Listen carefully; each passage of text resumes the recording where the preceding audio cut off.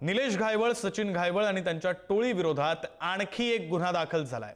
ॲडजंक्ट कंपनीकडून 45 लाख रुपये उकळल्याबद्दल गुन्हा दाखल झालाय।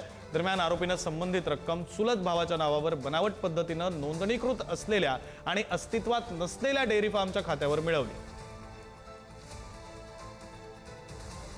निलेश घायवळ आणि सचिन घायवळ विरोधात आणखी एक गुन्हा दाखल झालेला आहे। 45 लाख रुपये उकळल्याबद्दल हा गुन्हा दाखल करण्यात आलेला आहे। ॲडजंक्ट कंपनीकडून ही रक्कम उकळल्याची माहिती आहे। निलेश घायवळ आणि सचिन घायवळ विरोधात आणखी एक गुन्हा दाखल झालेला आहे। टोळी विरोधात हा गुन्हा दाखल झालेला आहे। 45 लाख रुपये उकळल्याबद्दलचा गुन्हा दाखल झालाय। अधिकचे तपशील देत आहेत प्रतिनिधी ज्ञानेश्वर चौतमल। ज्ञानेश्वर, घायवळ टोळीवरती आणखी एक गुन्हा दाखल झाल्याची माहिती आपण बघतोय, ज्यामध्ये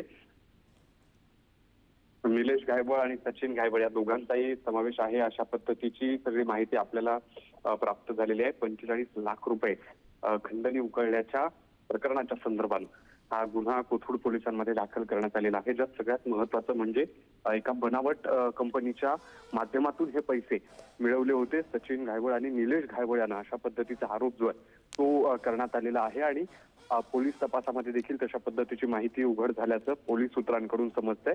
सातत्यानं घायवळ टोळीवर गुन्हे दाखल होताना आपल्याला बघायला मिळत आहेत, त्यामध्ये वाढ होताना बघायला मिळते।